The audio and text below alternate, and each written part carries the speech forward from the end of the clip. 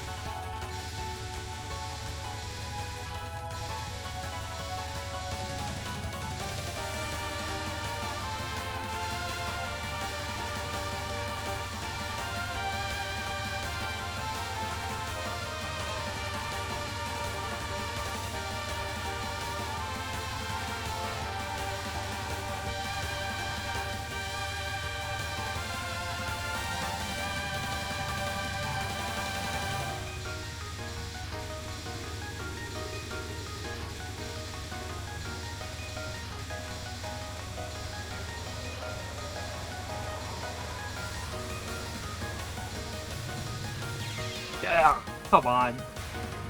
Oh, the last wave I would have had to dodge.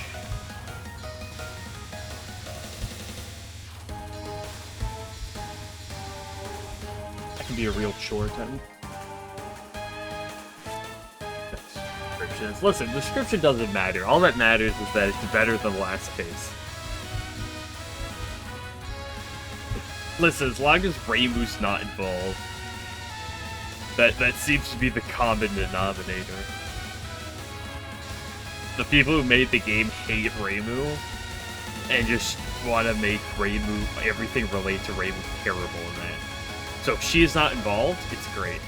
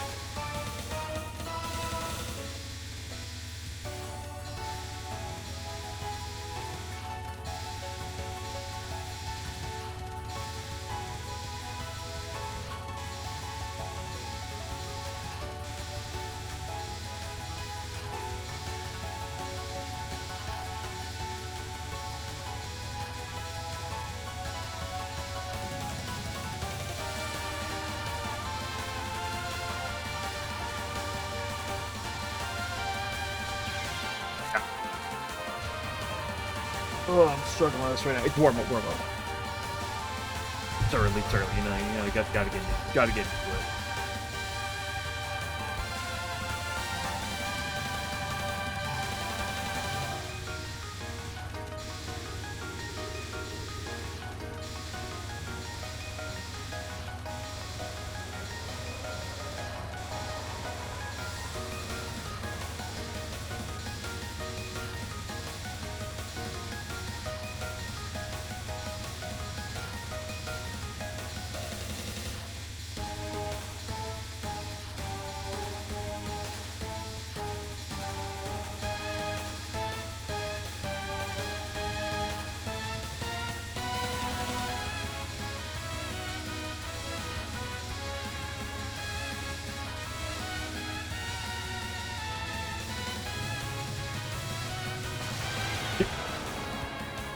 The slowdown.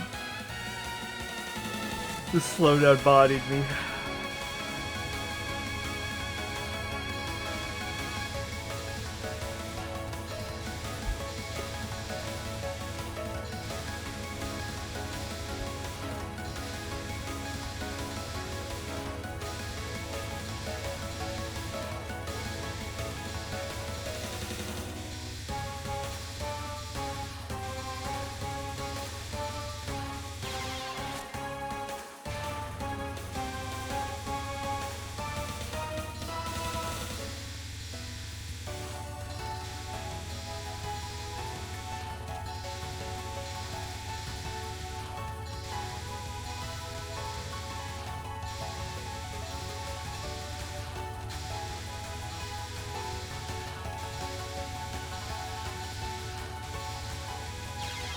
That's me going for an itch.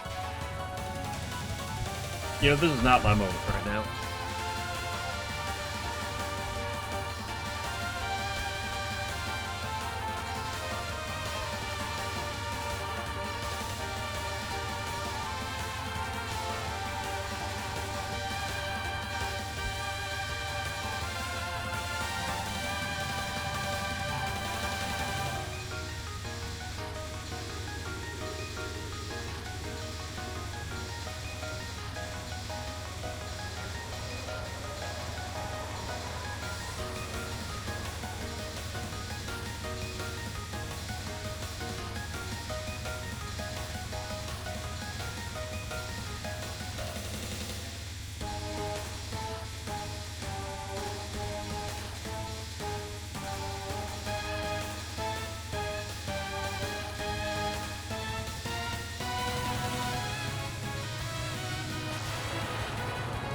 There we go.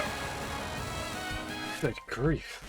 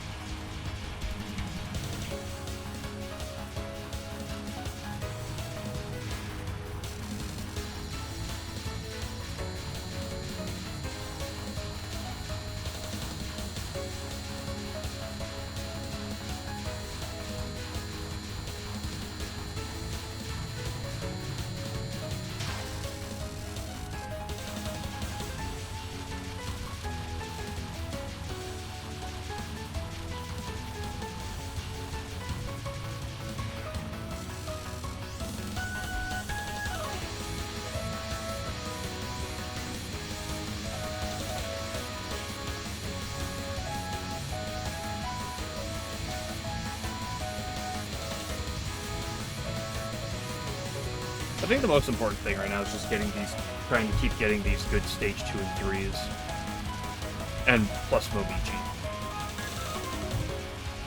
Right, the good pace is up to Aya. Like, it'll take a while to have a perfect pace through Aya. And I'm not... Like, I'm gonna be practicing Aya. She's still, like, the thing that needs the most practice, obviously, but...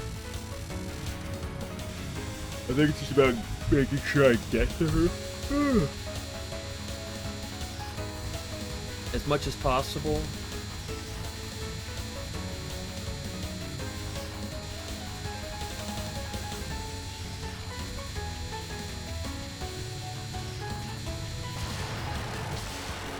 And the problem with doing that is, again, Exile Doll, Hydro, and Momiji.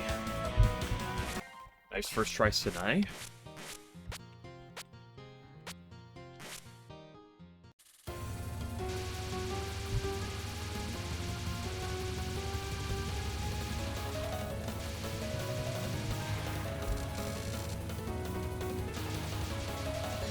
This chick is unironically a problem.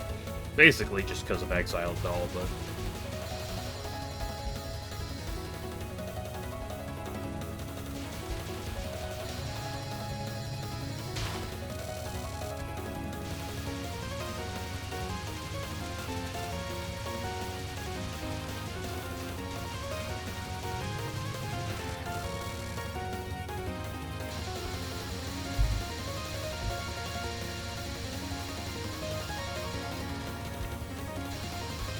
Don't underestimate this attack either, and my ability to not pick great lines on it.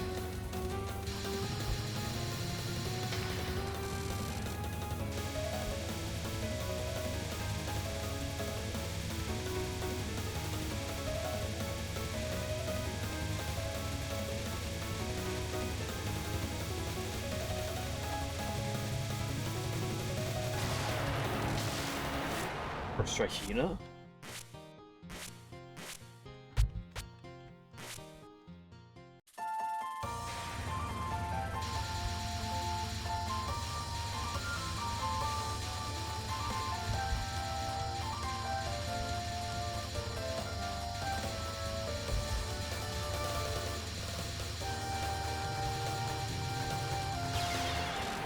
Hate you.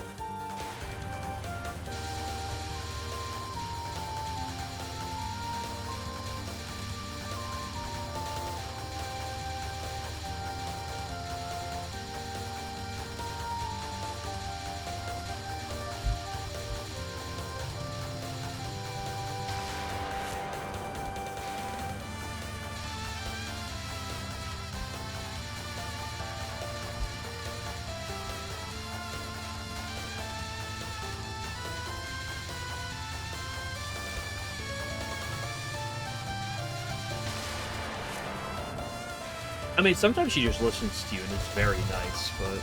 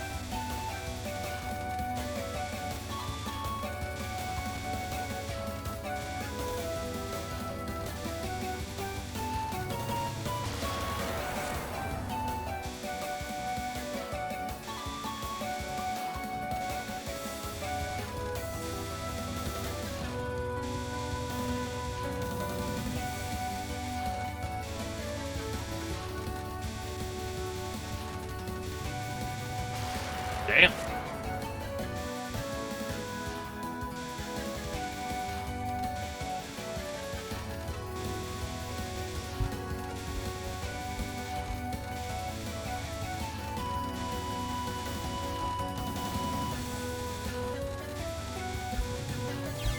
Oh, my streak. That's like 5 in a row. Oops.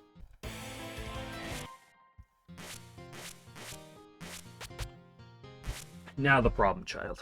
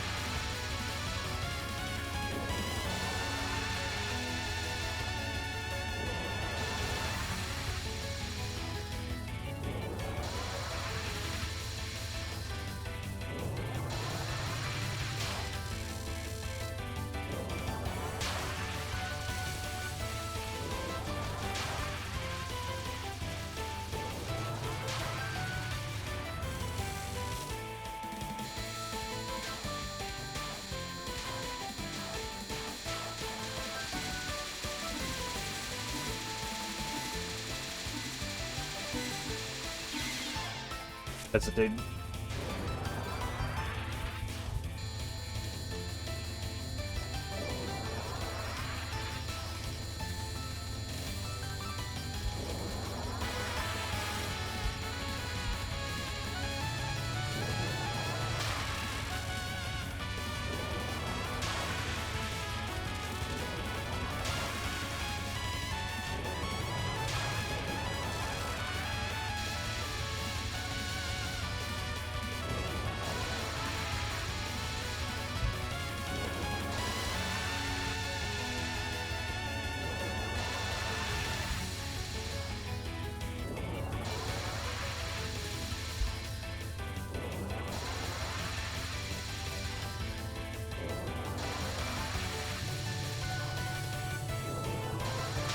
I get the point to make sure I play defensive if I have to on Storm Day.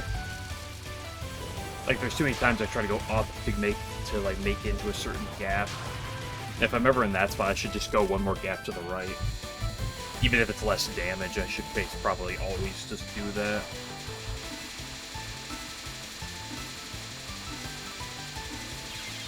I don't think Storm Day is really an attack on super... Like, oh, I gotta get my damage for.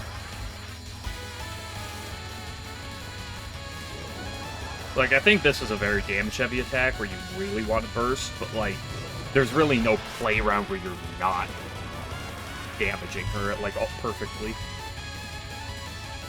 Like, maybe occasionally with some horizontal movements he drops a little bit, but...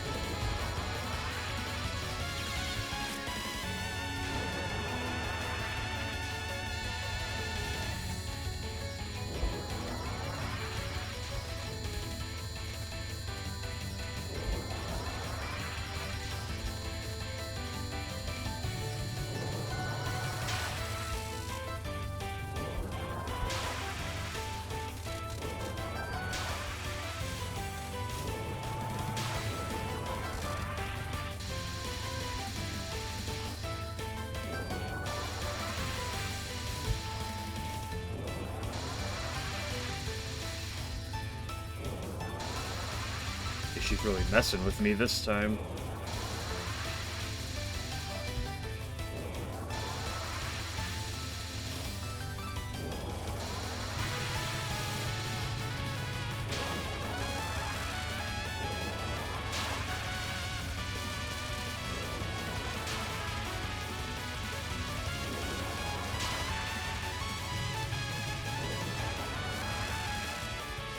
Is there a world I bait her right, then left?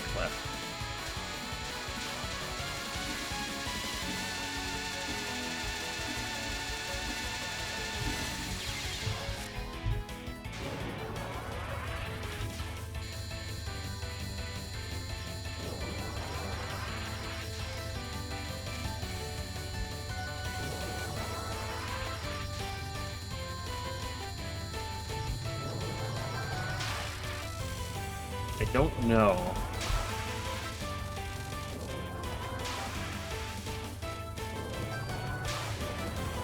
Because I believe that in the case of bad luck, right, left is safer like that. The problem is it good enough normally to be worth it?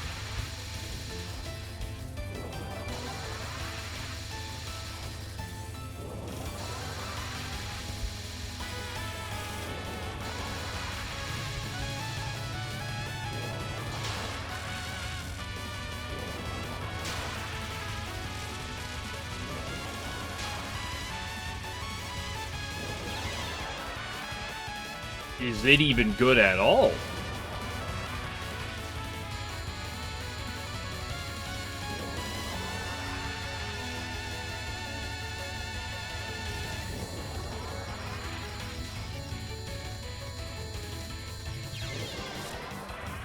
Yeah, it's pretty good too, and I just waddled at the last second.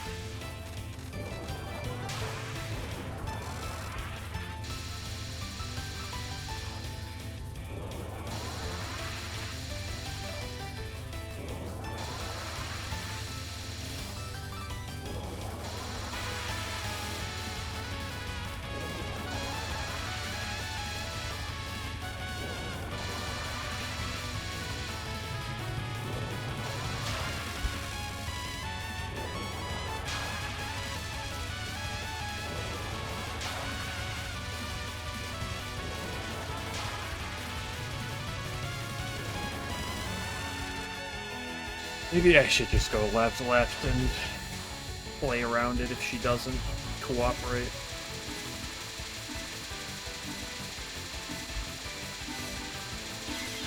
Not my wind god right now. Not my PWG no right meow.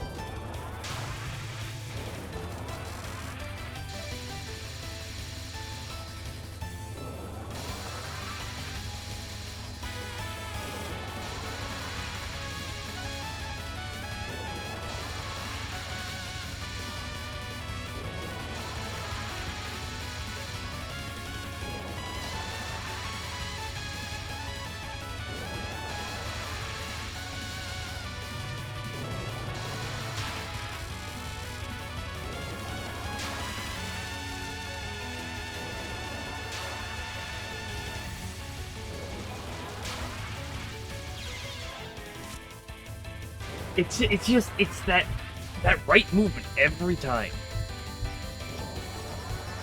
Now, if she just doesn't cooperate enough and goes to the right, she really cuts down. Maybe I should just try to keep forcing right, left, left.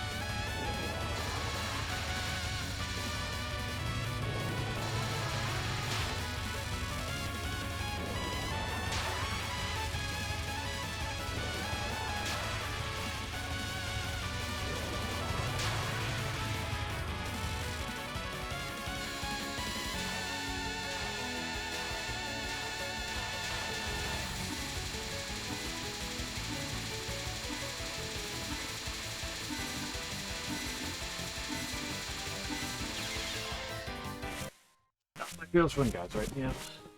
Oops.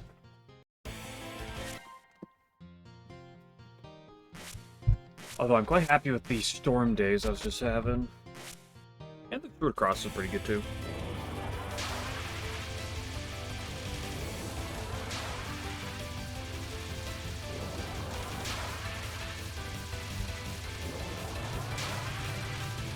I think right, left, left might be the play.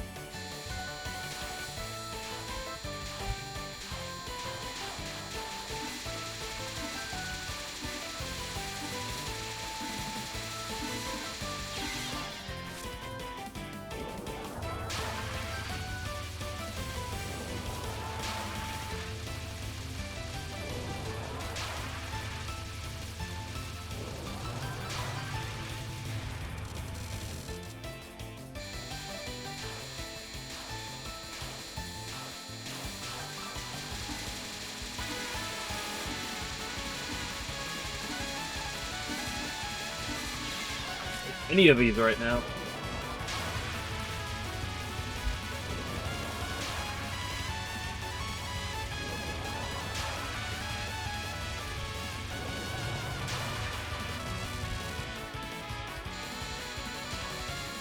I think it might be slightly slower to do right, left, left for damage, but I think it's safer.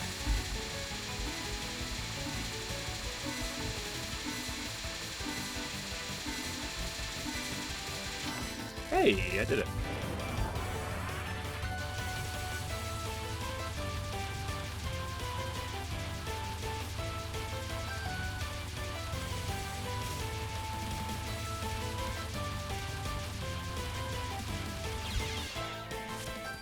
Oh, that's a sad way to die.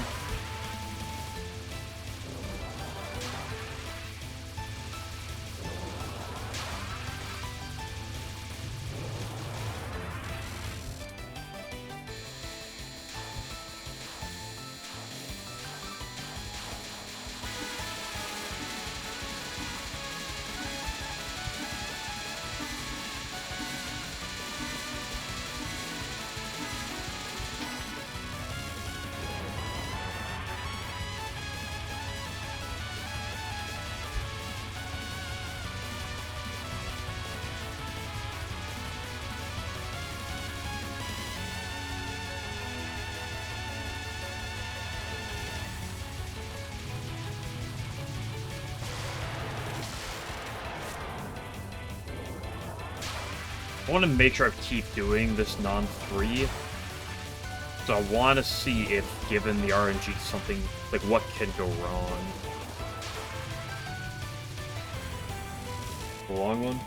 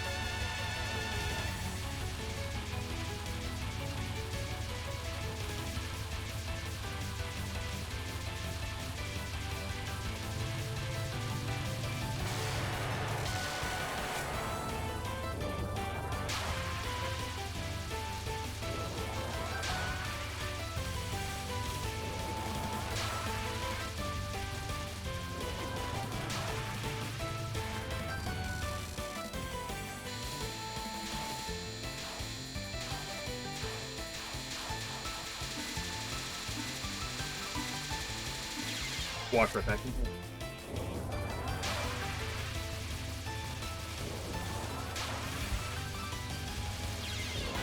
Okay, that one was on me. That was not like a super hard one. That was on me.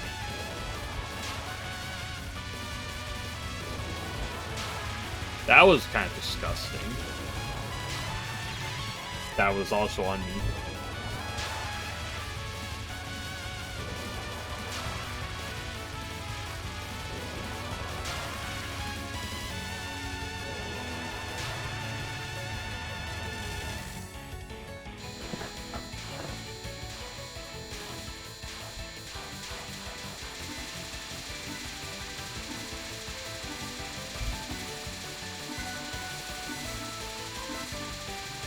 Oh! After that sick early pull-in, too.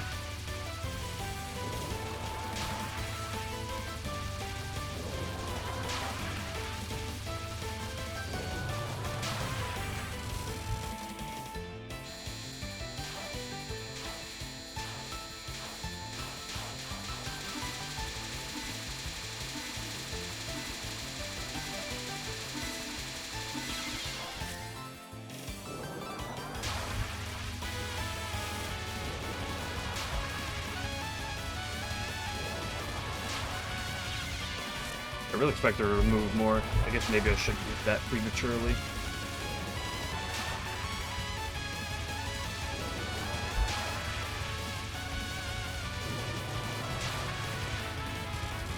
Like, if I move prematurely, it could be better for damage, maybe, but...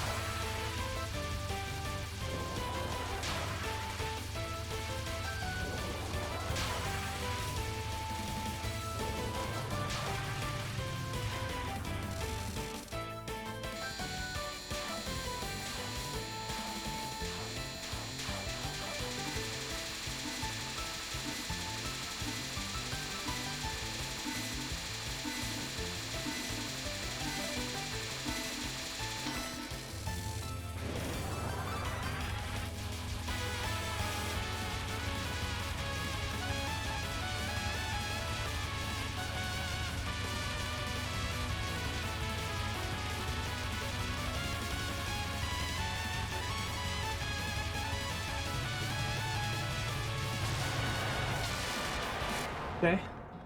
Solve a run. Peerlesses have to still go up a bit, but we take them.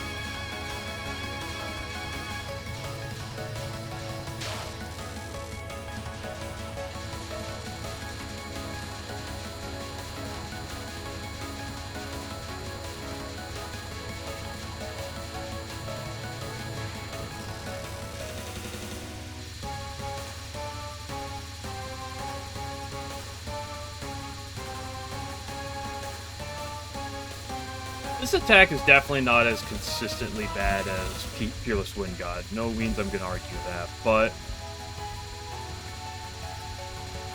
I think the spell kind of gets a little overlooked in how random it is.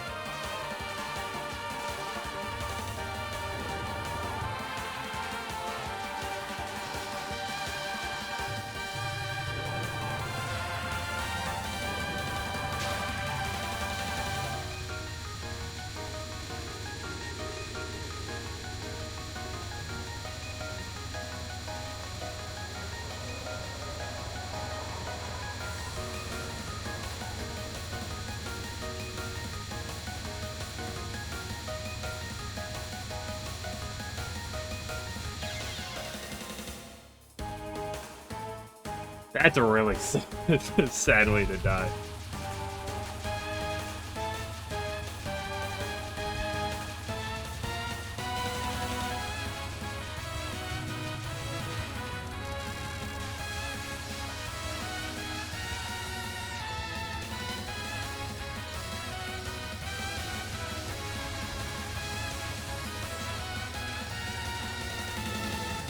Hitboxes.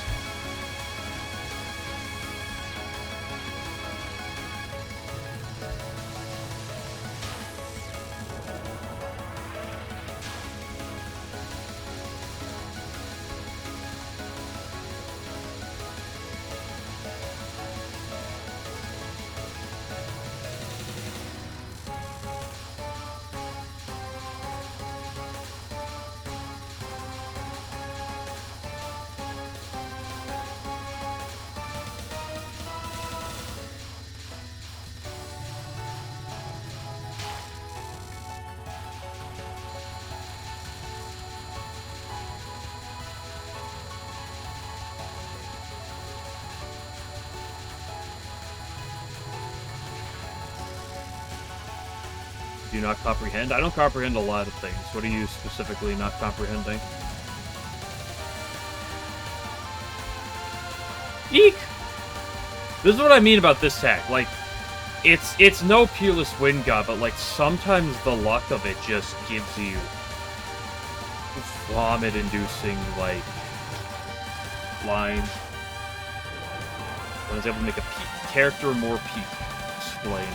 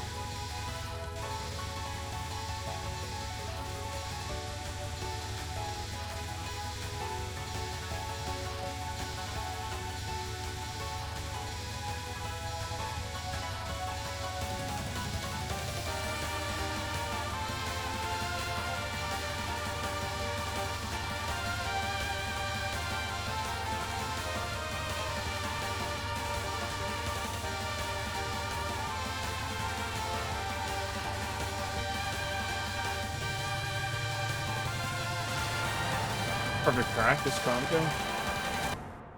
We take those.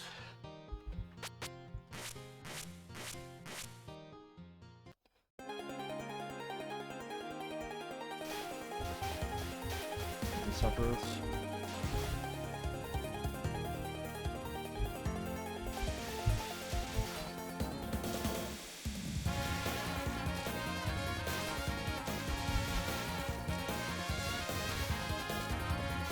Is there characters from DDS2 that are part of other games? Is Protag the same as the previous one, or is it different? Never played DDS2 myself.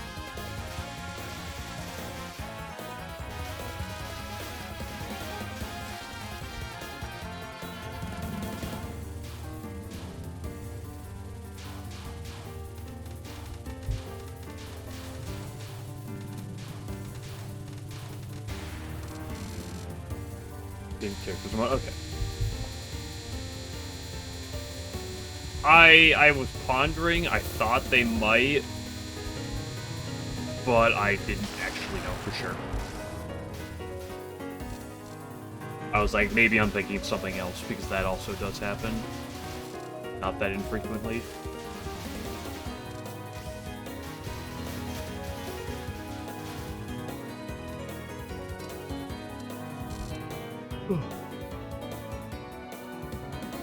Come straight from one.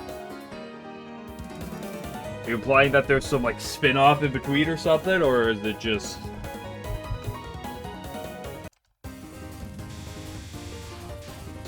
Like, the way you say jump straight from one seems off. Okay, Minariko, don't bumper my crowd.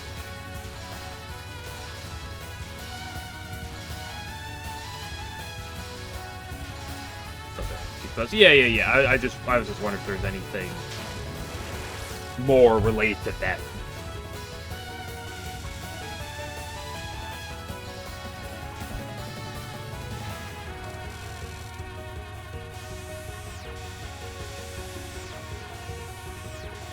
I'm fairly familiar with SMT and the Persona side of it, but I'm not that familiar with any of their other related things.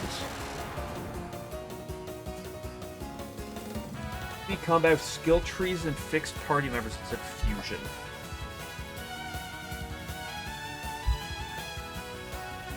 How diverse are these skill trees we're talking about? Are we talking about, like... What'd you say? Like, Sephiroth type of thing, where you make a physical... Where it's like, what you could make a skill tree just a physical, brawly, patchy? Or, like, we talking, like... Not that diverse in terms of skill tree. Like, not that extreme diversity of skill trees among, like, a specific character.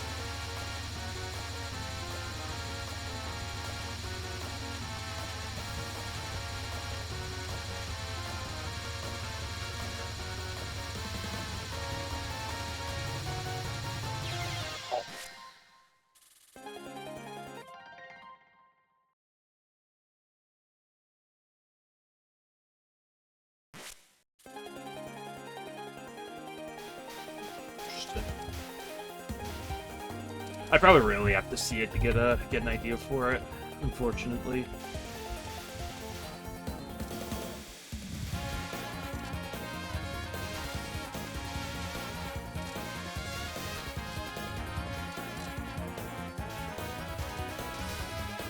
I just more asked based on like the like how much diversity there is in the creativity of builds.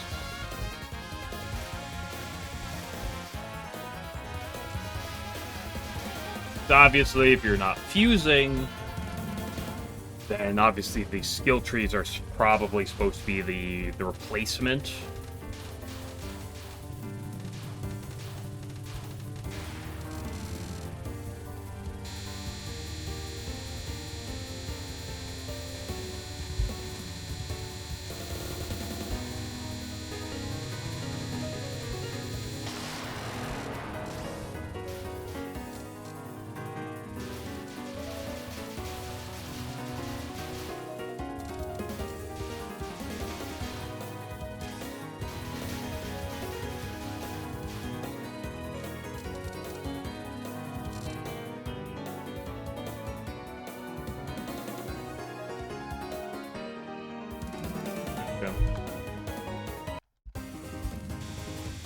No, hyper specialization only. If you're a physical damage dealer, the only thing you should ever be doing is physical damage.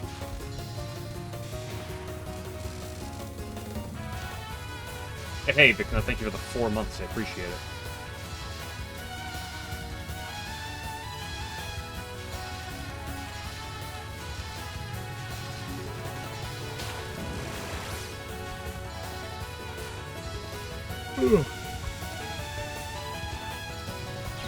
Oop, I went too high.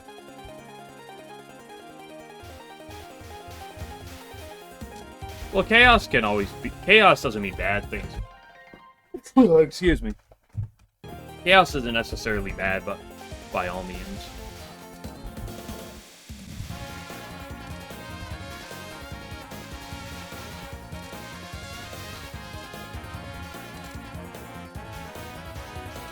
Like, I think there are systems that are very chaotic in some of these regards that can be very good, but also kind of depends on how you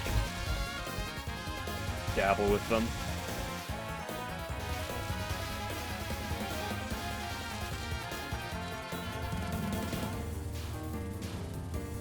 You know, here's a question. I just wonder how the hell this happens. How is it that of like every like turn-based system like game ever, it's like, man, this is really good, and then it's like the best version of it is just a Touhou fan game of like a gameplay system.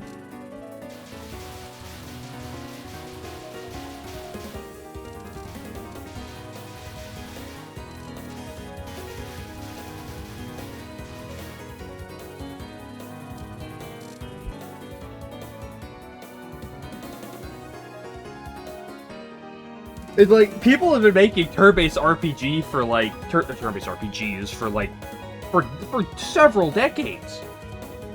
The shift Touhou makes everything better. I mean, in some degree, I might agree with to that to an extent, but like,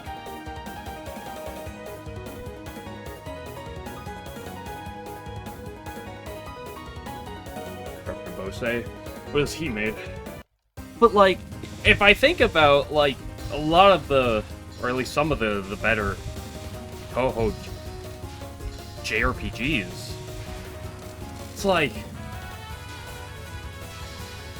obviously most of them are inspired by a system, and then they somehow just make the game, like, it's not even like the Touhou part, like, because I'm a Touhou enjoyer, so obviously I'm biased towards something if you put Touhou with it. But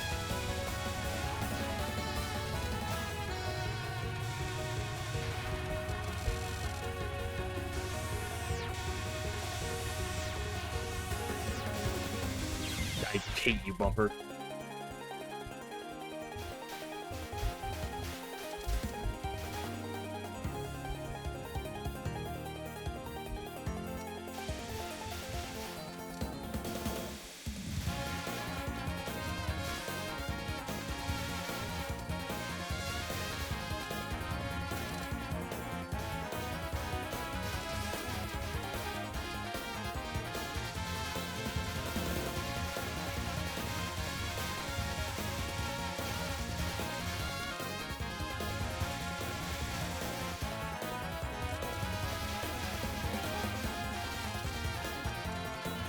And I know the first example I'm going to give is pretty much like, well, you know, X and X thing is, you know, obviously questionable. It's like, okay, Puppet Dance obviously takes the Pokemon system, in my opinion, makes, at least casually speaking,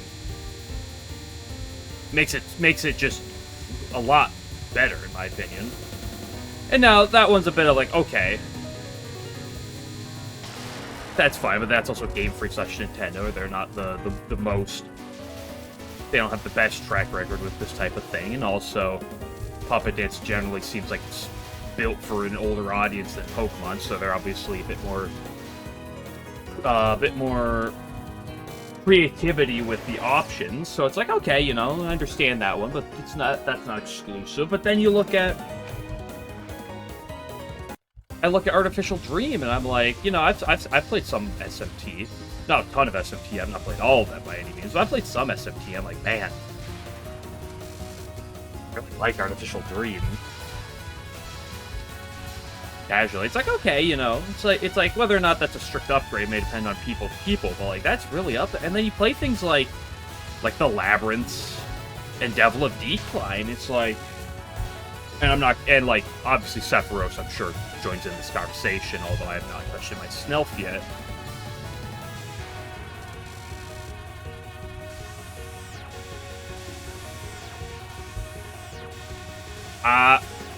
Hitboxes.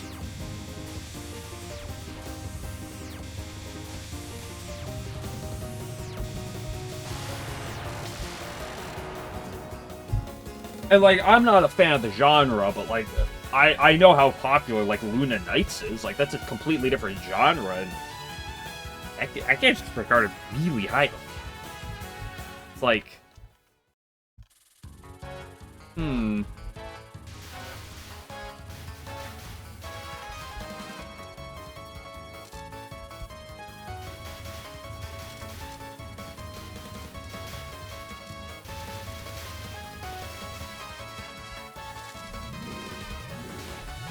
I think some of it does come down to the fact that, like, if there's ever a formula that is somewhat successful, it's like, businesses are going to be, and the companies are going to be like, okay, make this formula again.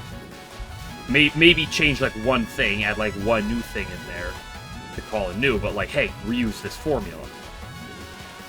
And you can't say that's a wrong idea. Like, if it's successful, you want to kind of use that formula again. But I think the realm of Touhou fan games and stuff, it's like that's like the one place where you get a lot of where like that doesn't exist unless you're getting sequels to these games, like Labyrinth per se. But even then, if someone's played 1 and 2,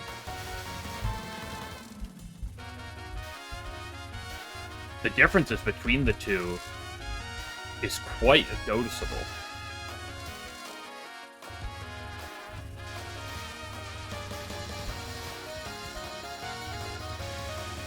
I mean, ultimately, I think it's just in this type of community, it's more about people who wanted to do something Touhou related, probably, and then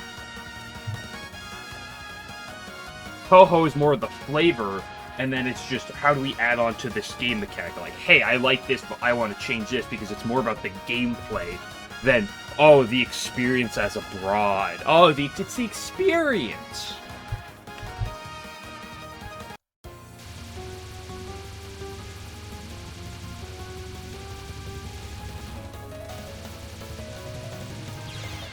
Why would you do that to me, girl?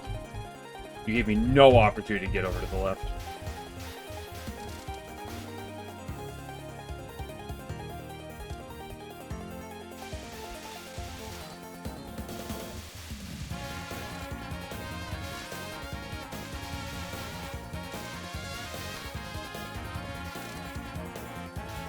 I mean, that type of, like, baseline for a game is I don't think it's going to make a game very popular, unfortunately. I also do think it does give a notable way for failure.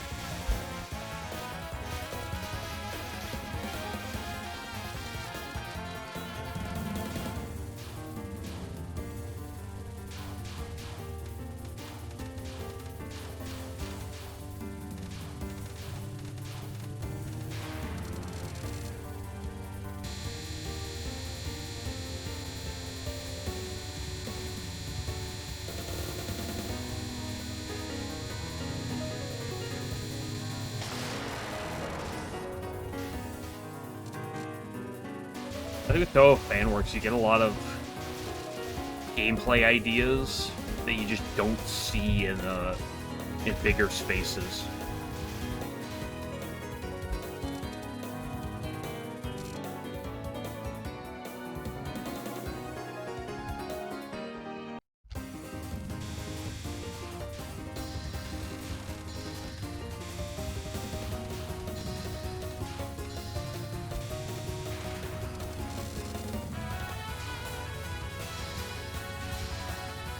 Hello, Oz.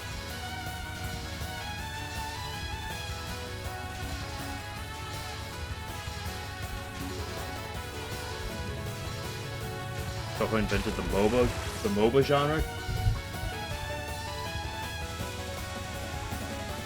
What's a Touhou MOBA?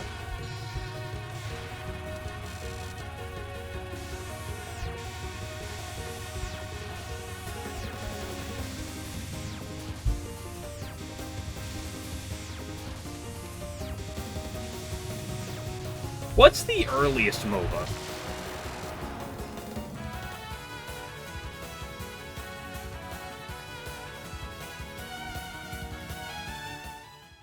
Now that's not a question I know the answer to.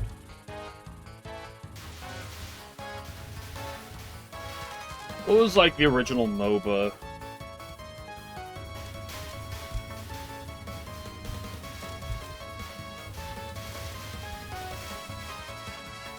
Obviously, I could think of some of the popular ones, but I'm trying to think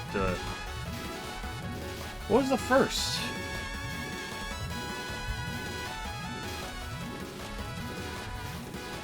US? I don't know what that acronym is.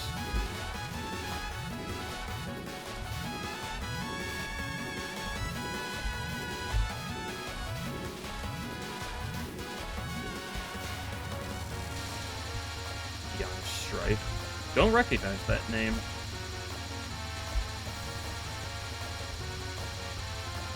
But I'll believe you. I am just, it's not. Practice was going great, and it's not going good right now. I'll believe you until someone else says something different, and then I'll believe them over you.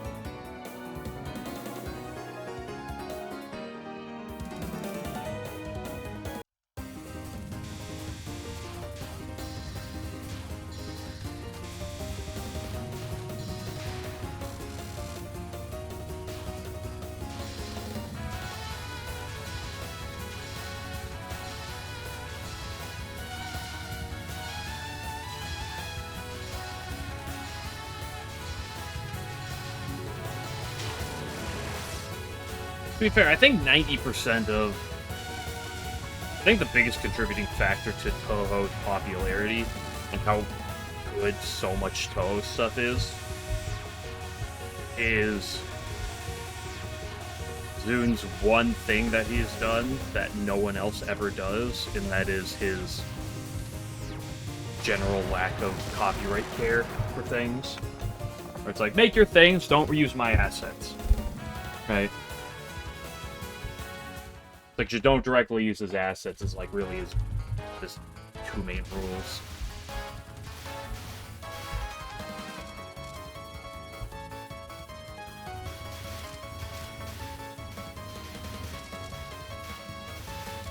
Yuri Bay. How much Yuri Bay was there, though, prior to everything? Like, you gotta realize that Yuri Bay, like, exists outside of Touhou, right?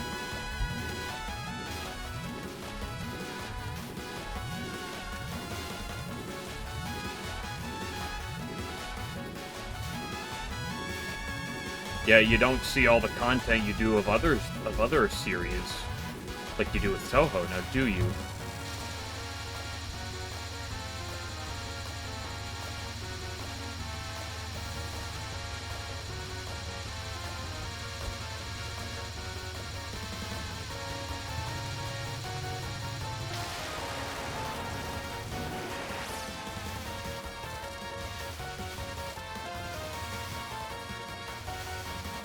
Like, you don't need Yuri Bay to make something popular. People will make Yuri Bay even if there is nothing at all related to it.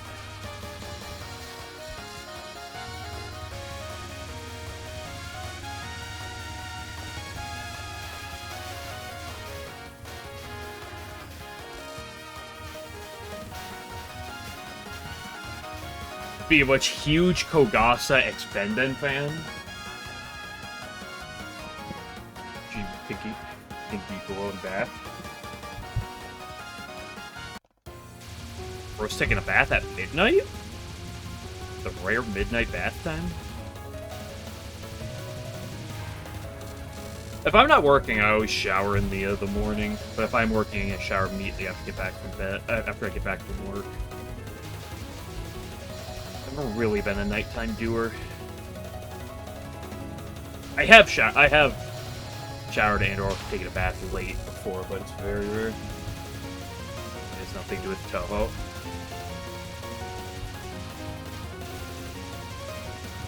Because, like, the Touhou thing in most of these games seems to be flavor. It's just to give a world, right?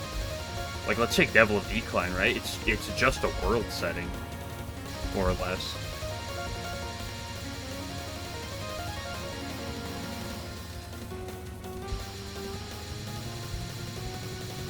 Honestly, like I said, I think one of the bigger reasons why Touhou attracts that type of thing is the copyright thing, right?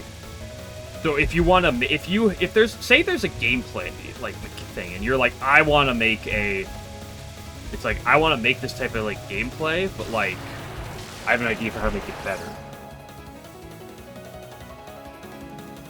right? And if let's say you make something. You can't use other IPs, right? You can't use other IPs. So either you have to make your own thing, or you can use Touhou. And for some of these people who care more about the gameplay than they do about the work, about like everything else, if you like Touhou or have some like for it, you don't even have to love it. There is some idea to go there because it's easy to kind of put that into things. Because like, you can't make a pre-existing JRPG, especially if you're trying to sell it or something, of any other setting, right? Yeah.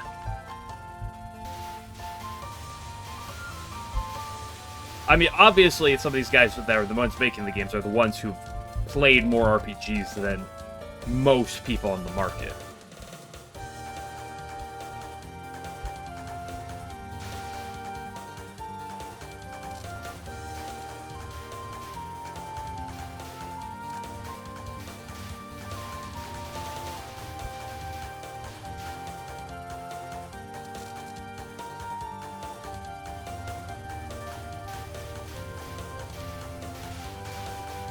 And also, when you play so many of like a thing, you end up like seeing so many different things. It's like, oh, I like this mechanic. I wish it was done a little bit like how this game was. Oh, but then there's like this mechanic.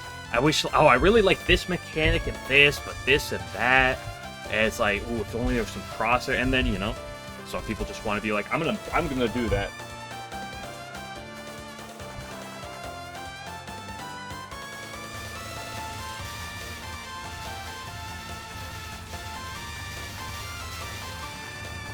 And I believe, I could very well 100% be wrong for this, I just feel like one of the biggest reasons why Touhou gets a lot of this extra stuff is just because of the fact that it's the one pre-existing kind of IP that you don't actually have, like, copyright for, right?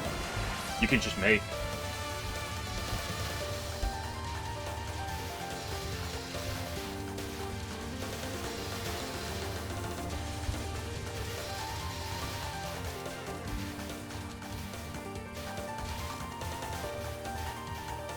Yeah.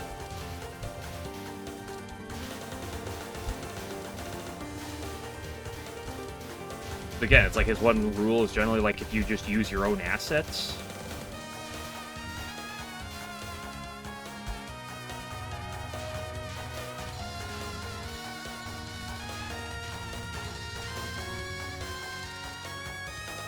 Like, don't copy and paste his assets, and that's about it.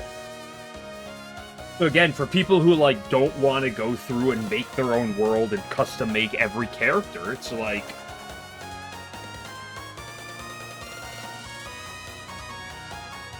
It's so much easier just to be like, let's just take this.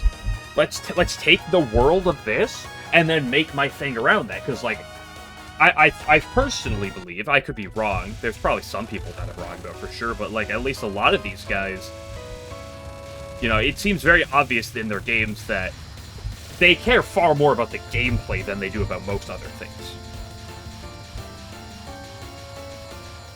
I'm not saying they don't care about story, they don't care about the characters or anything, but it's like, I feel like a lot of these people care the most about gameplay. And that's the thing they want to focus on the most.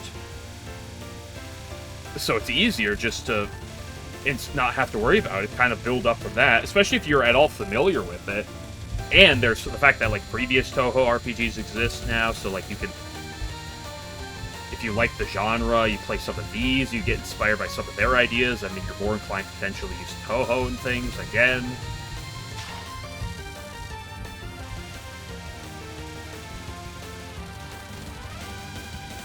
Also, people use Touhou music, and Touhou, like, music is just such a banger. Like, certified with bangers.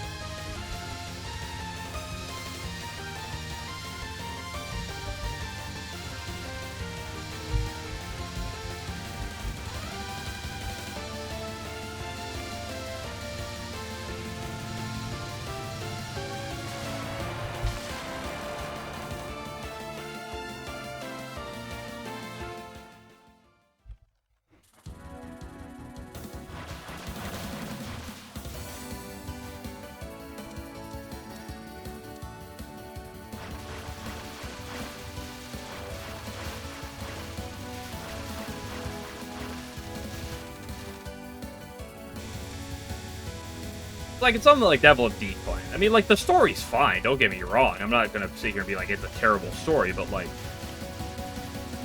The reason I love that game is because it's gameplay.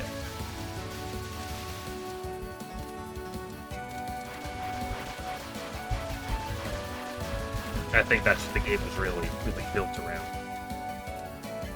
Which I think varies a lot from modern RPGs. Where, at least big company ones, where I feel like, you know, I know it's not necessarily JRPG, but, like, it's like what God of War. It's like, the gameplay is an important aspect, don't get me wrong, but, like,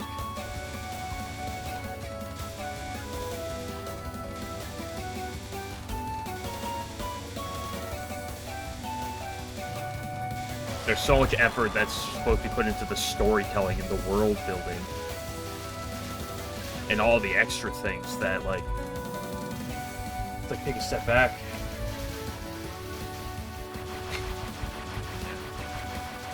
I can't say much for or against it. I have not touched it myself. GW, what's GOW? God of War. I know people who have played that. And they've said good things about it. And I mean, it's very popular, and it's and obviously for a reason. I'm not gonna sit here and be like it's a dog shit game. Oh, come on, I just drifted right into it.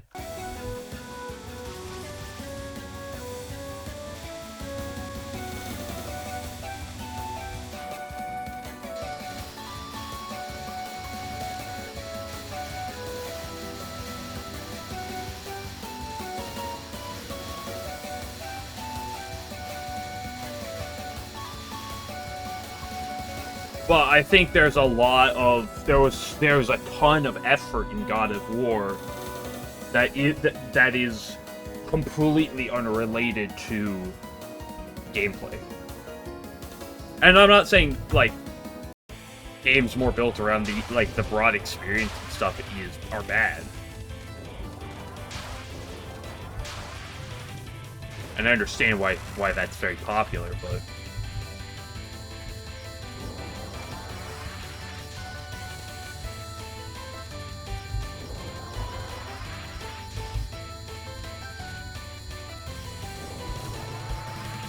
I don't know, I've gotten to a point where it's just give me my Touhou characters and throw me in with some fun gameplay mechanics.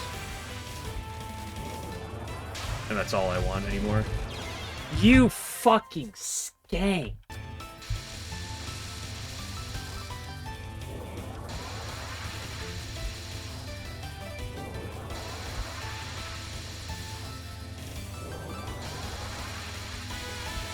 Like, I've had my fill of that type of thing.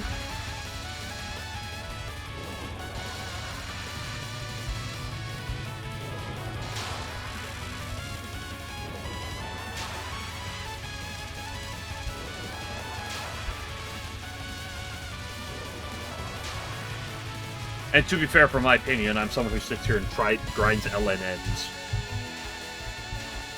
So my tastes are very, very different than...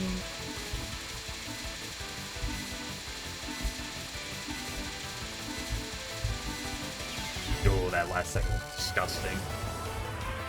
Like, it was really clean up until that very last second. It was just wall.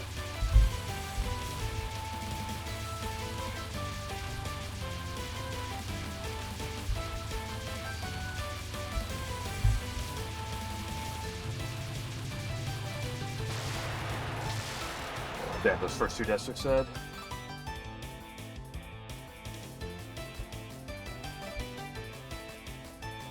Again, don't give me my Baldur's Gate. I understand why people like that. I really do, but like I don't care.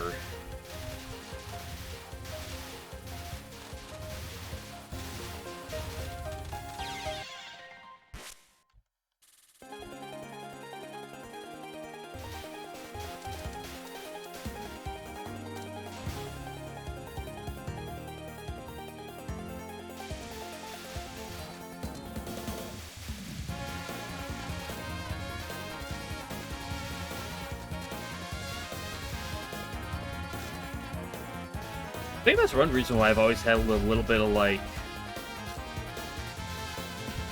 not like Fire Emblem the most.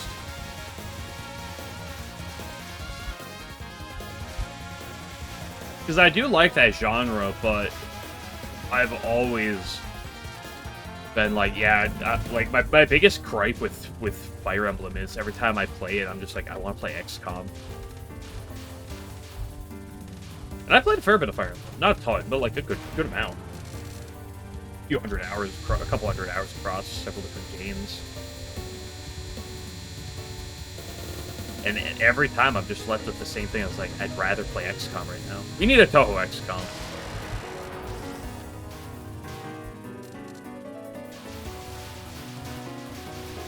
You just replace the guns with like different forms of Danmaku. Easy peasy. Boom.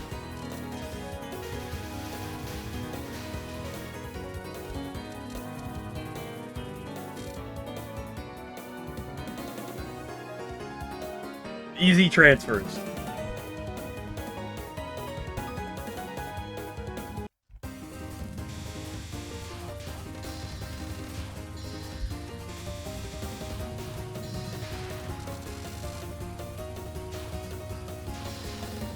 Look, Kageyama.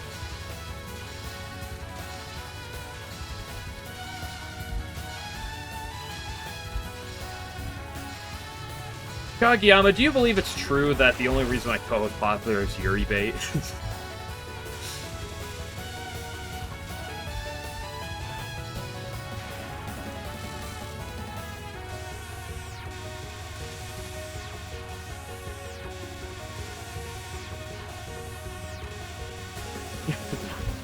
I don't believe it either. I just wanted to say it because it's fun. Every time I'm sitting here and I see someone like hop in chat, like I haven't seen it today, like the first thing that comes to mind is I just want to say something like off the wall to them.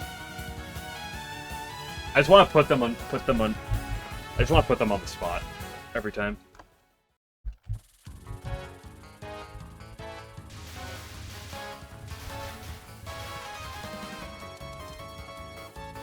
Like the age-old classic, do you think it's true that a Tanuki's ball sack can stretch up to 10 square feet?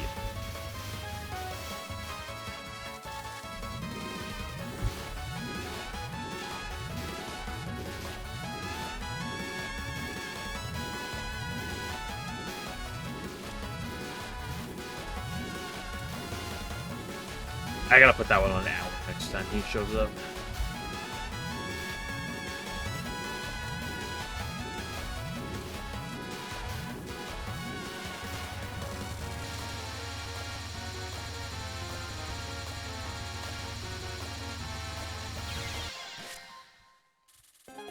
Bro, I got past this early game once, and it's just impossible otherwise. No skate carries every fan game. He's right, you know.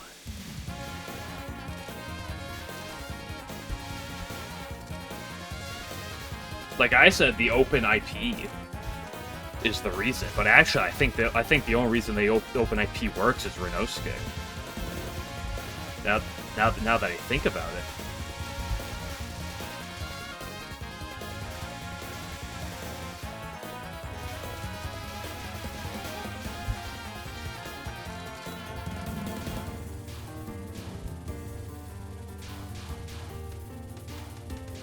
Like, come on, I play Touhou Soccer. Would that game have been what it was if it wasn't for Manosuke? I don't think so.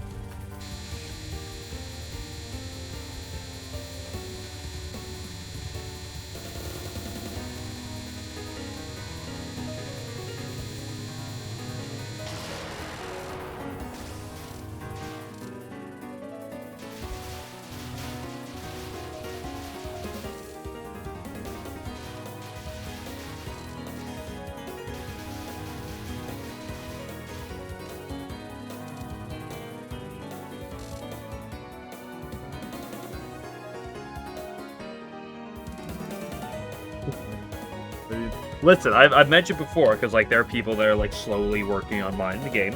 And so it's a massive work in progress, so a lot of time to take into it, but like if they like make a good amount of content, or at least a fair bit of content for the game, I absolutely am waiting in line to play it.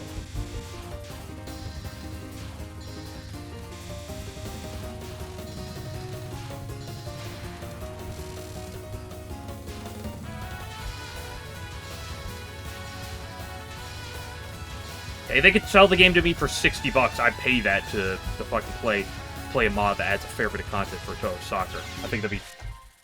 I would love that.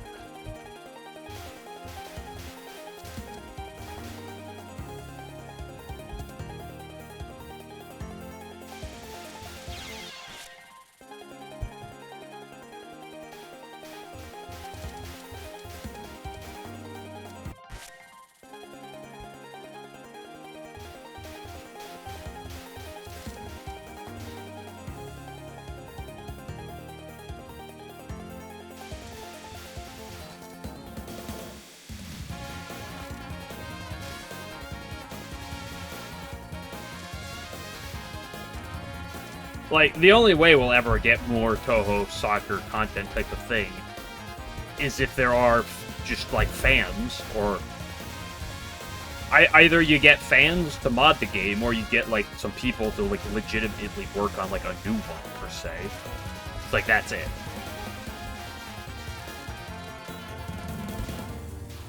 And I didn't think it would happen. But with the Mind community stepping up as of late, like, I literally didn't think that anyone would ever step up to it after it's been this long. Like, Touhou Soccer is, what, 18 years old right now?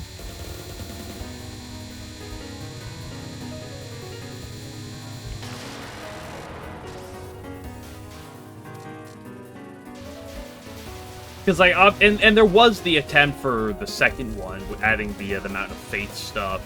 I think it was like Hatade, the Three Fairies of Light, but that kind of flopped. And I was concerned that like, that probably scared anyone else from touching it. Look at this emote you got. Damn, I need a haircut. You tricked another streamer to making an emote for you.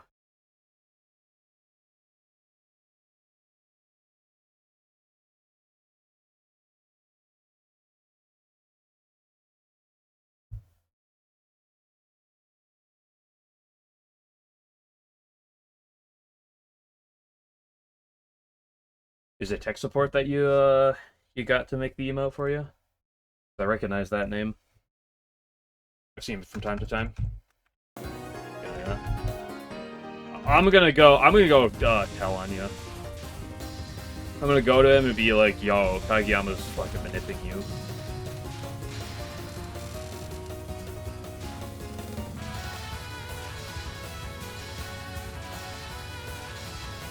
So I'll get him angry and arguing at you, and I'll reap all the benefits with the emote.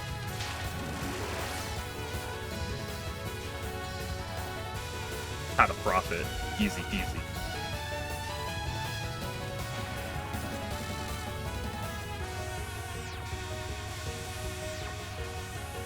With the Rico, I mean, there are people that do. In different ways as well. You should probably be careful what way. I'm not gonna eat Minariko myself. First of all, I don't do vor. Second of all, I don't eat people. You could say that she's not a person, she's a goddess, but yeah, she looks too human-like for me to eat. Third of all, sweet potatoes are fine, but like I'm more of a I just prefer other potatoes to sweet potatoes. Personally speaking. There are some people that love sweet potatoes. My mom's one of them. A lot of respect where that is.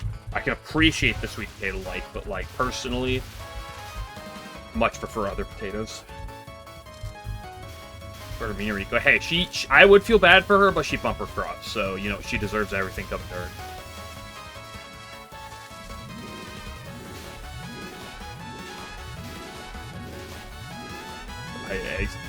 Well, hold on. We gotta talk about this for a second again, okay?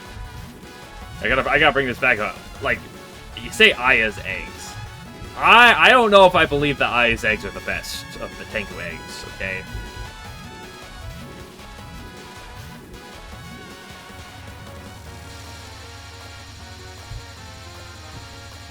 Eleven, you can't blame me because I'm not the one who brought it up this time. So you know what?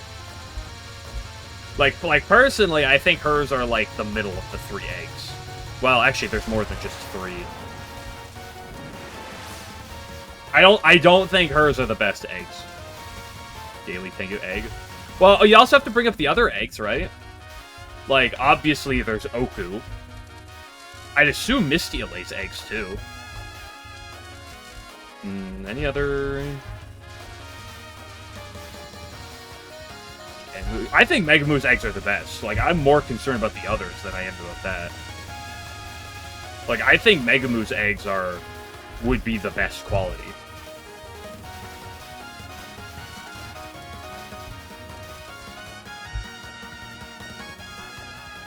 Well, she's part of the Tengu list. I'm trying to list the non-Tengu that lay eggs.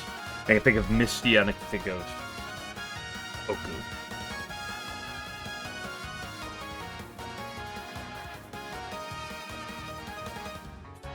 I think at least with the Tengu, Hatade is probably the worst of the eggs.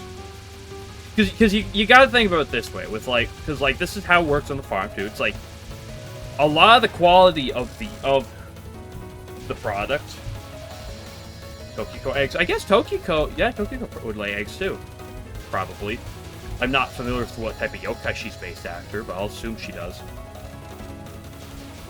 But like a lot of the quality of the product is kind of determined by how they're raised and kind of what they're fed. Like, we really have to look at the characters' diets. I think that is a huge I think how they take care of themselves is a huge way of determining the quality of the eggs. And I'm just saying, like, we're talking about Hotade. Hotade's the neat, okay? And do I want to bring up the other conversation? I probably won't. I'm not going to do this unless people, like, really ask me to. But, like, I feel like her diet's, like, junk food-esque. It's pretty, like, a meat-based diet. I think it's probably a pretty bad diet for the quality of product.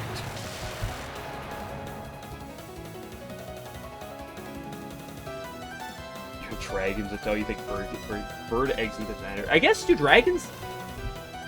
I don't know enough about like things with dragons. Are dragons known for laying eggs, or do they actually like not? Patchy would be a neat. Yeah, but like Patchy doesn't lay eggs. That's why I didn't bring her up. At least as far as I know. Okay. Maybe I'm mistaken. You know, I didn't read much of Silent Simmer and Blue, so, maybe there's some hidden lore I'm missing. She could summon eggs? Yeah, but I don't know if her eggs that she would summon are based off of, like, her. I think it's just egg summoning. Quakuma lay eggs. What the fuck is Quakuma? She's like a demon, right? Like a little devil is actually what it translates to, right? Or do devils lay eggs? I don't think so.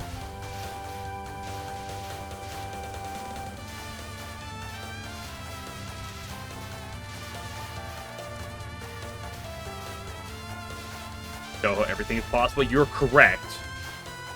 However, I'm not going to base my assumptions of the egg conversation off of every character laying eggs. I'm just thinking of the actual, like, would-be egg layers.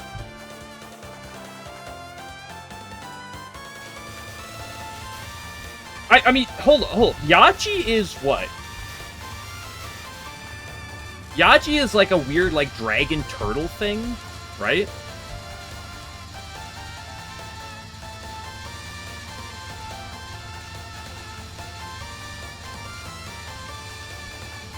Turtles lay eggs.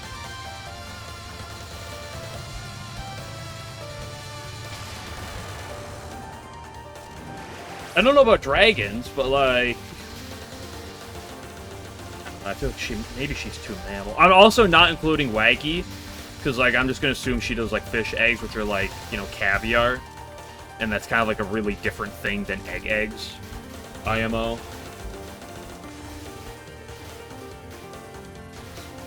DoorDash ad. Listen, I have to ask this question. I do not live in a very strong, like, very big Hispanic area in the U.S., okay? I live very far north. So, like, not that there aren't heavy Spanish speakers in my area. That definitely does exist. But, like, compared to most of the U.S., I'm definitely in an area with not a lot of them. And I don't know why I just, like, sometimes I, like, get a YouTube, and it's just, here's a bunch of Spanish ads. I'm like, what the fuck? Why am I getting these ads in Spanish? I don't speak Spanish. No one I, like, directly, like, interact with on a regular basis, like, speaks it. I mean, I know some people that know Spanish, but they don't speak it around me at the very least. First conversation have you arrived to? We're back on the egg conversation. Wouldn't be Alfonso's stream if we weren't talking about eggs. Whose eggs taste the best, and also who lays eggs in Touhou. And I'm still saying, I think Megumu probably has the best tasting eggs.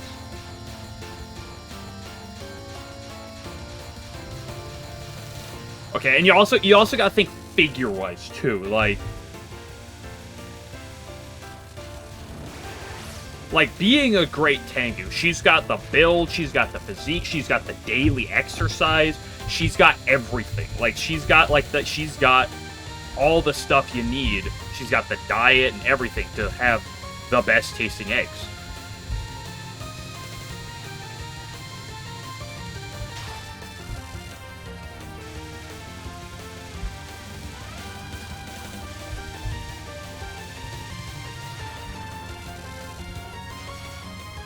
Yamame eggs. I mean, spider eggs are also a bit different from the rest of the block. That was not the best baiting I've ever done.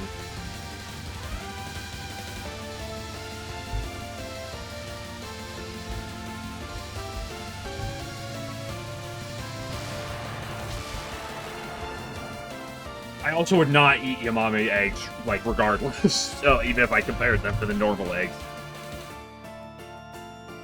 Does this include Wriggle? Yeah, I'm not having... Like, if we include her, I'm not having insect eggs. I'm sorry. Of the 5 previously mentioned characters, I'm pretty confident in laying eggs, which would be,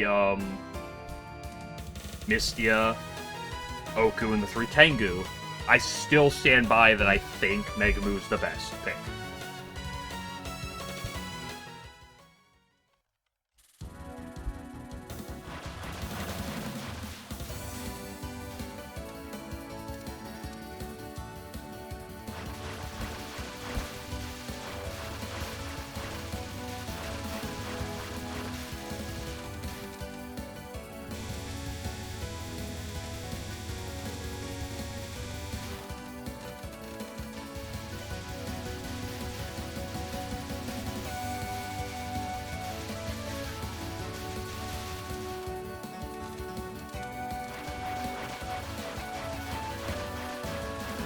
Fish. That's true. Her Iku's caviar is probably better than Waggy's, but I wasn't really...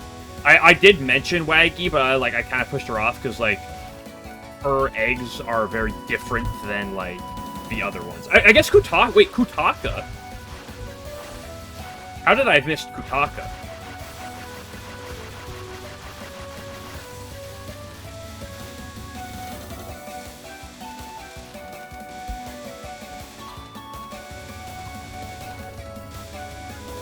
I was thinking about Yachi, and Kutaka's right there.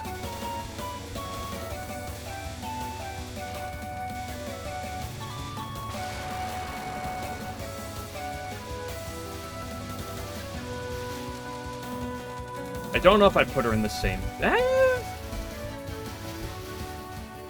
I've never actually had bird eggs. Are they better than chicken eggs?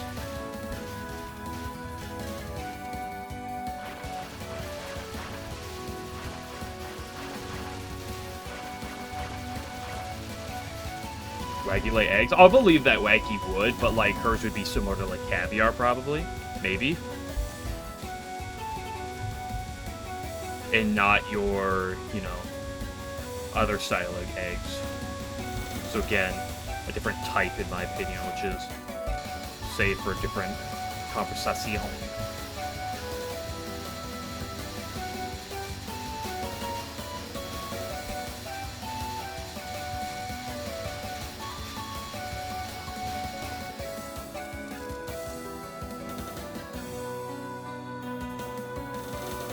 To boost up her egg rankings. Yeah, and like she's chicken based, so like that is definitely different than other birds. Probably, maybe. I think she would give Megumi a run for her money. Also, another run up to Aya. We love to see it.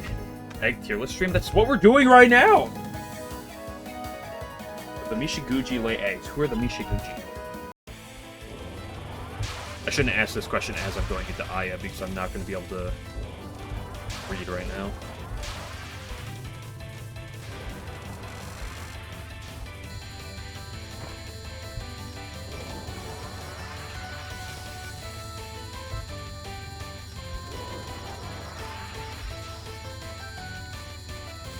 Oh, I did not like that at all.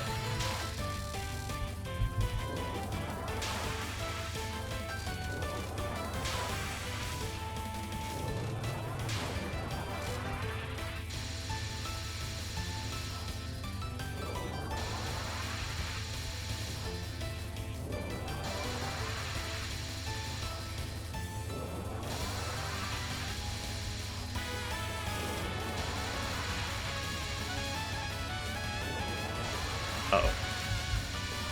Not the best line. Again, not a great line. But we're through.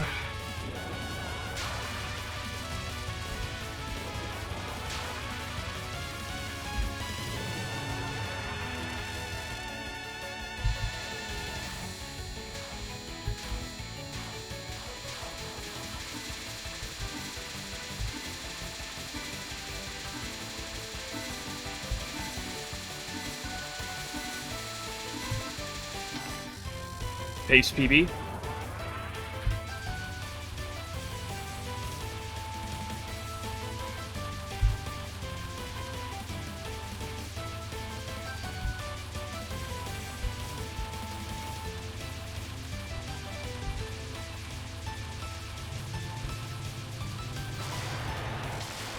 Fuck, way to get my heart rate going. This! First ever perfect through IO. My previous PB is Peerless Wind Gun.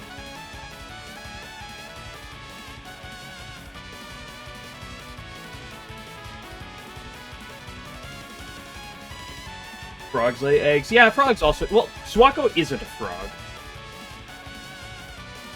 Also, frogs lay eggs in kind of the fish mannerism, anyway. A lot of game left.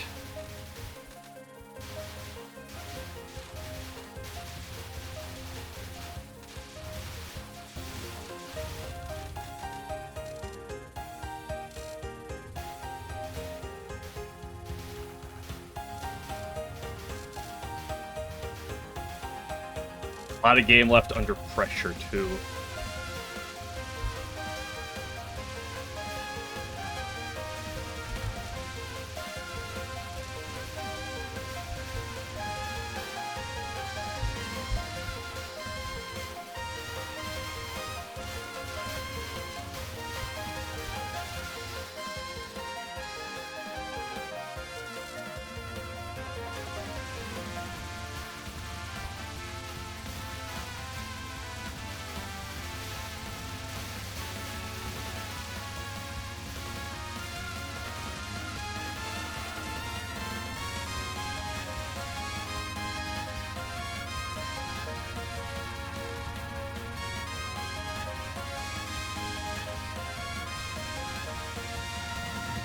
This is a big spell to pay attention to.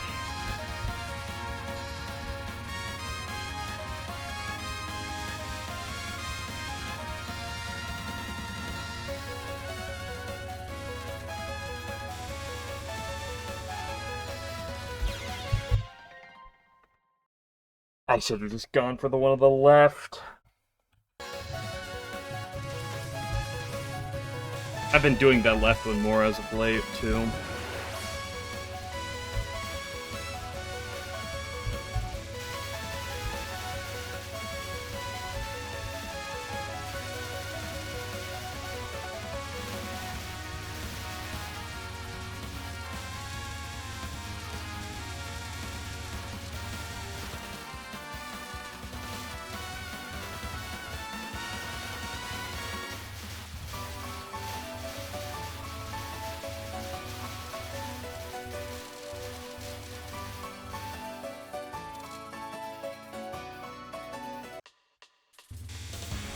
Or at least it took my heart down a notch.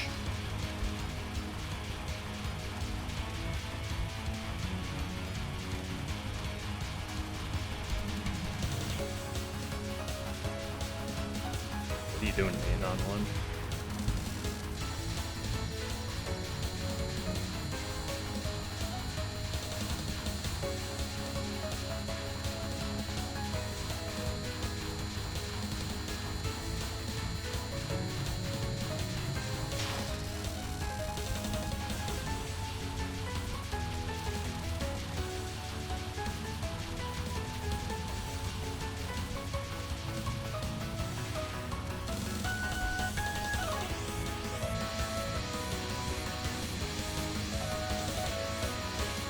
Whoa there, Moses. Whoa, buddy.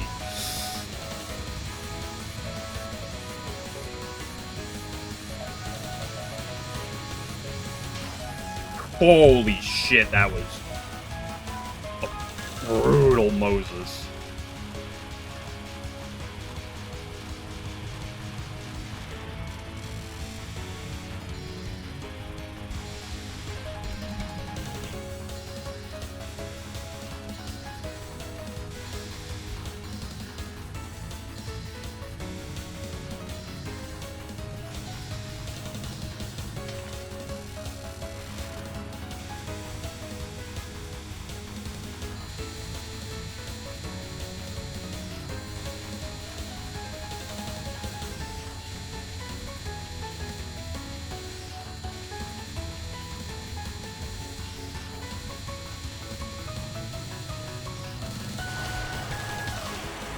bit disappointing there, but still pretty good all around.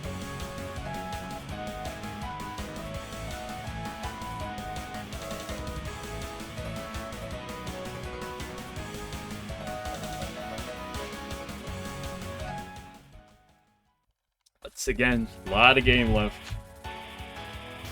And I've had my fair share of 4 misses to Conoco. Not to even mention the Stade.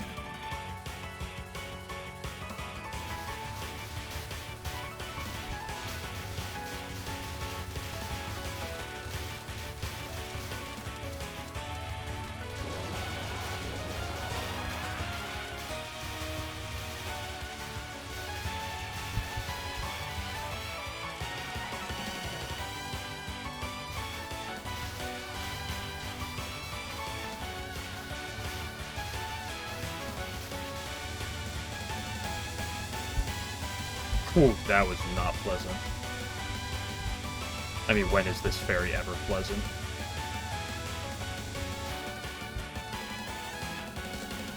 The answer is never. Not with that ferry.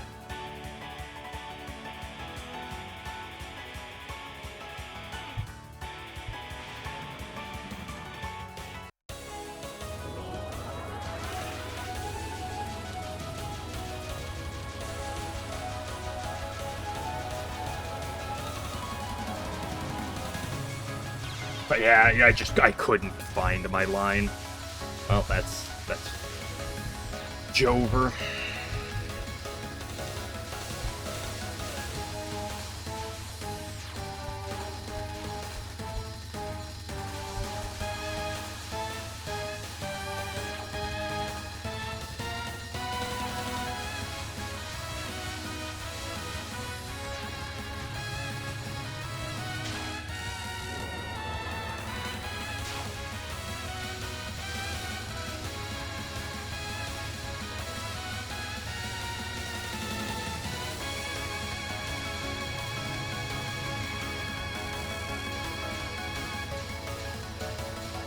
Girl. This is why I hate Divine Crop.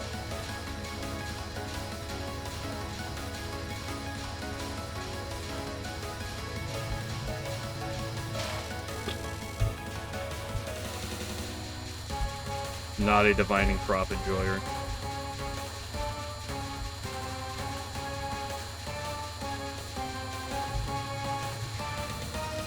But Chorus can be cringe.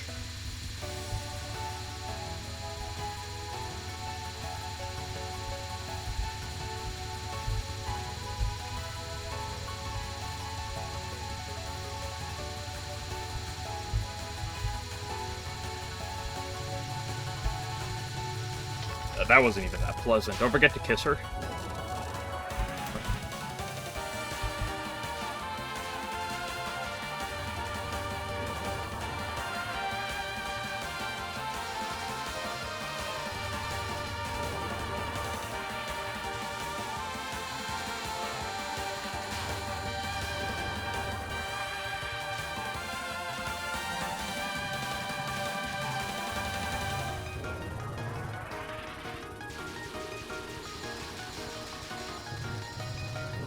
Nice 5-wave kill.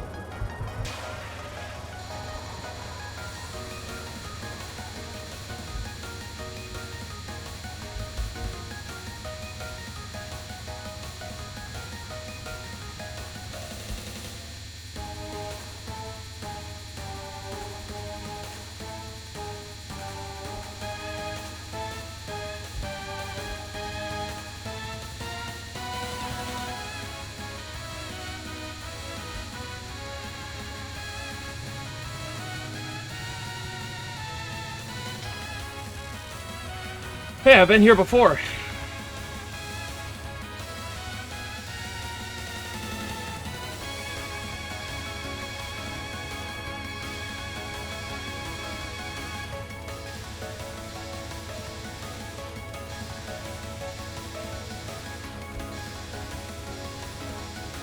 Need some macros, please.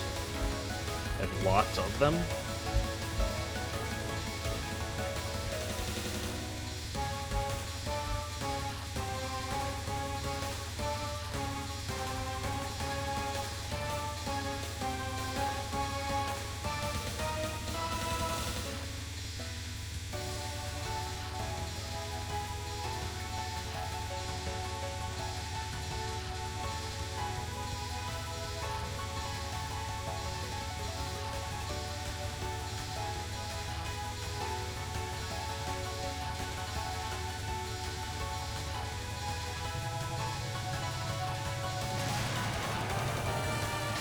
The PB!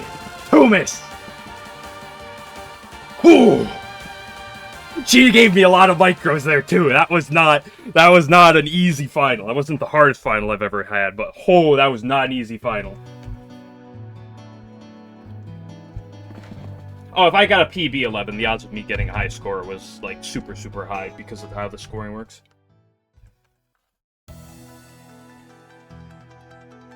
Jared B. far with this shit as a spectator. Oh.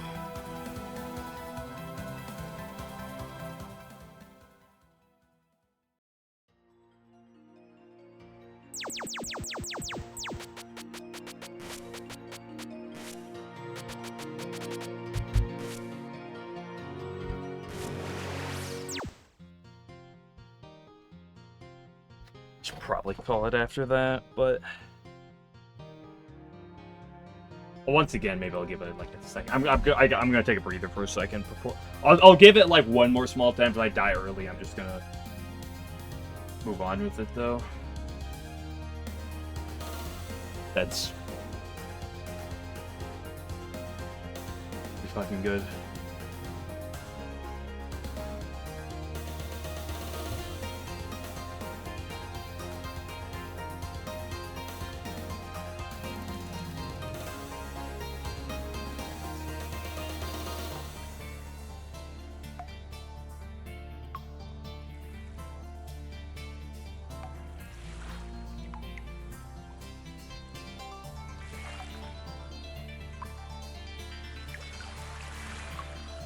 Okina. There's an Okina Chirimo. Oh my goodness, you just want this because her boobs are super jiggly.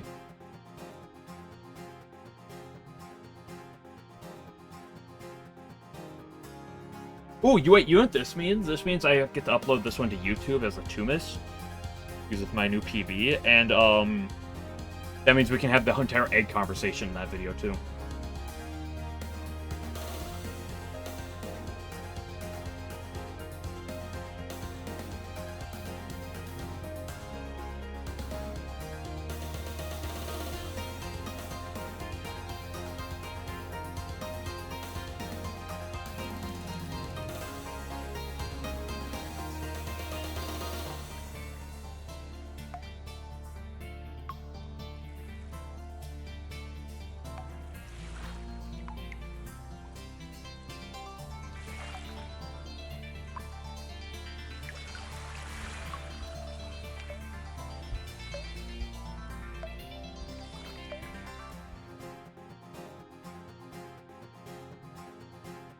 Update the stream title.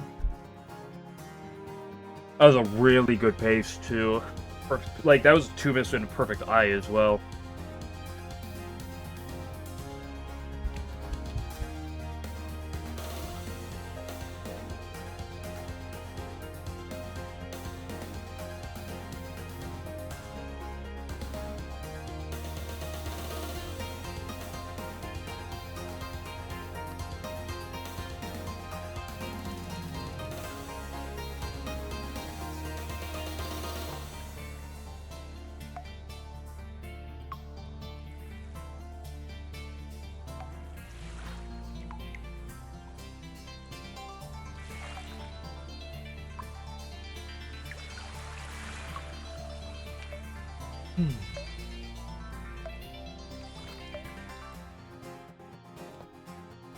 Like so, I'll give a few minutes, but if I die quickly, I'm gonna call her.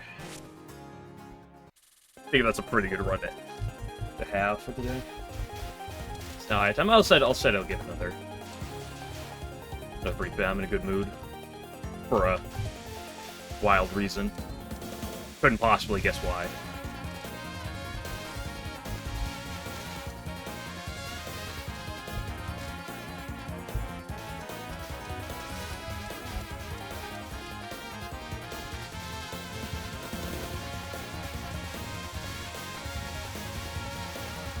Again, I just want to keep averaging my paces up to Aya.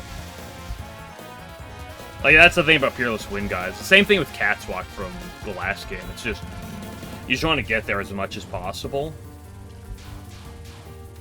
And then, you know, eventually you'll get runs through it.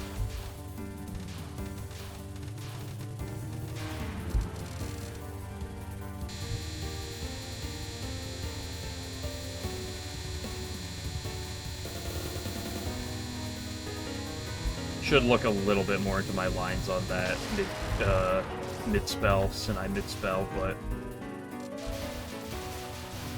I'm not going to do that right now.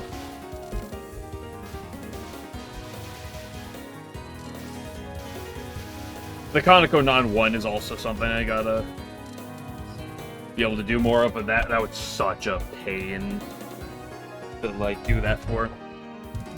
Because, like, the Konako non-1, not only is it hard enough to, like, see, like, get into the rhythm and see your line, but doing that under pressure is even worse. Because, like, you can feel it when you don't have your line and you're so panicking trying to find the line that it just makes it even worse. Concentration for Aya. I need to turn off my brain for Aya later. That's what I need to do. For Konako's first non-spell attack? Get good. I wasn't paying attention. Thanatos distracted me, I blame him.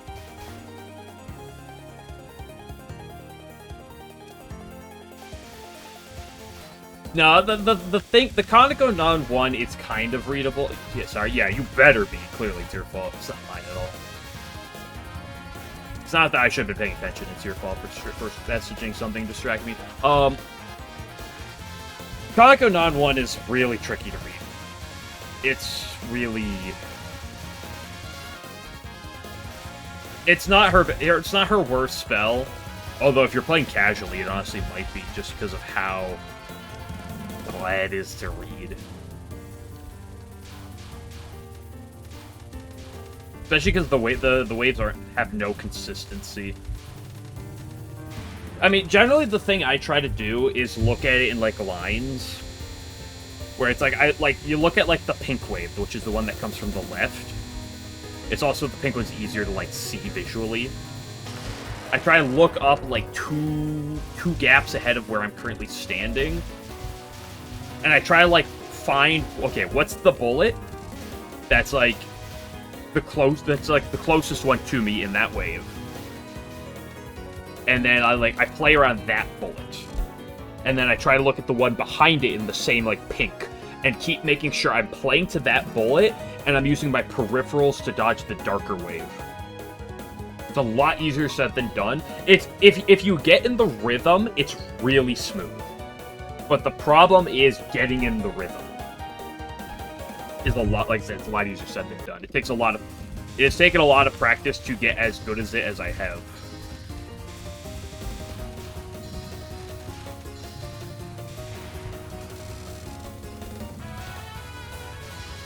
But it's not like I'm not trying to read, like, the waves combined or anything. I'm just trying to, like, almost like I kind of do with, like, Pet of Flare, where it's like you focus on, like, one aspect, like one of the two wave directions, hard focus on that, and then use your peripherals to do the other half.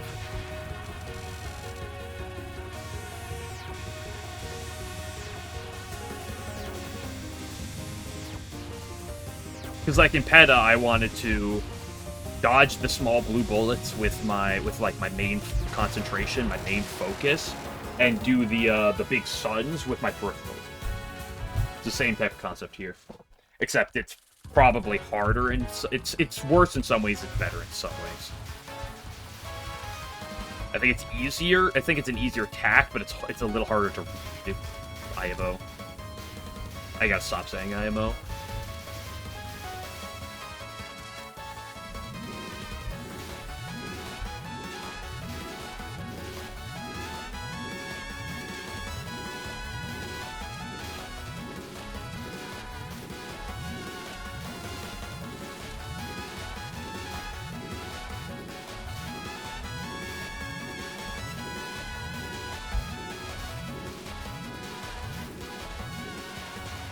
But that's kind of a way to break down a lot of harder attacks. Is because, like, a lot of the hard attacks have multiple elements that you're trying to dodge. So really, what you kind of want to do is just break it down piece by piece.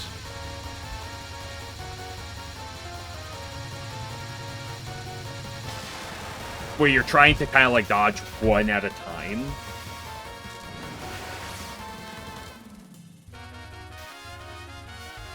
course, oftentimes are kind of conjoined.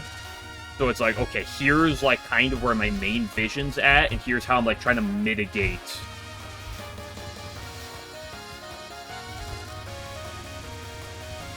everything else. Because you can't, you're not going to be able to perfectly read everything. You can't, like, look at every bullet and just perfectly, like, do that. You also can't just, like, react. You can't just play off of reaction.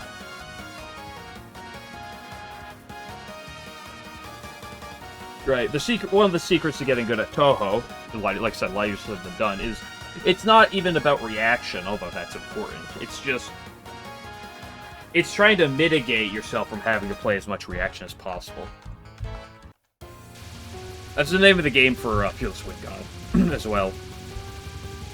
Like, generally, like, obviously there's a notable strat, which is you play on the left wall, so that you don't have to deal with as many left to right bullets. So you're kind of focusing more on one direction of bullets than in the middle where you're kind of dealing with everything. Right, it's kind of why you play near one of the walls. You could play on the right wall, Fierce Wind God. Pretty sure they're basically the same.